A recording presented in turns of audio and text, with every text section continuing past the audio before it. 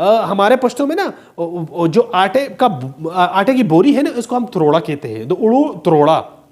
ہم لوگوں نے آٹے کی بوری تک اپنی سوچ کو محدود رکھا ہے. دیکھا آٹے کی بوری کو 3,000 4,000 پہ ہو گئی ہے.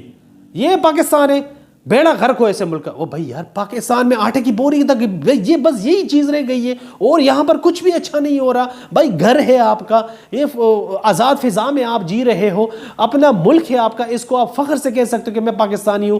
میں ہر اس بندے کو جو ملک کے تھوڑا سا خلاف ہو یا پھر ملک کے بارے میں تھوڑی سی نیگیٹو بات کر رہا ہو، میں اس کو کہتا ہوں یار اللہ کرے کہ آپ کو کسی باہر ملک کا ویزا لگ جائے، تاکہ آپ کو پتہ چلے کہ سیکنڈ نہیں 3rd کلاس سٹیزن آپ کو ڈیل کیا جائے گا. اور ایسے ڈیل کیا جائے گا آپ کو کہ یار پاکستان تو غنیمت ہے، جنت ہے، نعمت ہے یار.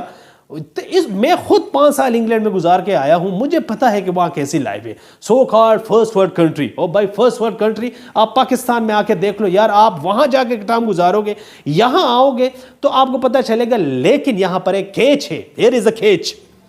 کیچ یہ ہے کہ یہاں اگر آپ کام کرو گے تو یہاں پر جو ایک ہوتا ہے نا کہ بندہ اپنے کام سے جان چھڑاتا ہے. اب مزاجن بندہ ایسا بن جاتا ہے کہ چاہتا ہے کہ یار میرا کام دوسرا کرے. نہیں، ایسا نہیں ہے. آپ نے باڈی بنانی ہے نا، تو اپنے ڈنڈ خود نکالنے ہوں گے، اپنے ڈمبل خود اٹھانے ہوں گے، اپنے جو بائسیپ ہے وہ آپ نے خود بنانے ہوں گے، اپنی ورزش خود کرنی ہوگی. بس مسئلہ پاکستان میں یہی ہے، بس یہی ہے. ہم لوگ اپنا کام کرتے نہیں ہیں. باہر جا کر ہم لوگ ٹوائلٹ بھی دھوتے ہیں، لیکن پاکستان آ کر یہاں پر نہ 22 گریڈ سے کم جاب ہو نہیں کروں گا. او بھائی کیوں نہیں کرو گے؟ وہاں جا کر برتن دھوتے ہو، یہاں آ کر آپ بہترین عزت والے کام نہیں کرتے. میں اتنے لوگوں کو جانتا ہوں سرکاری نوکریاں چھوڑ کر باہر ملک میں گئے ہیں، اور وہاں ایسے ذلیل و خوار ہوئے کہ کوئی برگر بنا رہا ہے، کوئی کباب بنا رہا ہے، اور کوئی کیا کر رہا ہے، کوئی برتن دھو رہا ہے، کوئی ٹوائلٹ دھو رہا ہے، کوئی ویٹری کر رہا ہے. اور یہاں پر 18 گریڈ 20 گریڈ 19 گریڈ 17 ایسے جاب ہوتی تھی.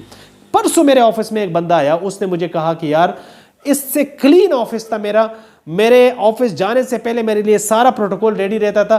پھر مجھے نا ویزا لگا انگلینڈ کا، میں ویزا چلا گیا HSMP پہ چلا گیا، اور وہاں جا کر میں نے تقریباً 7 سال گزارے، اور میں ابھی واپس آیا ہوں.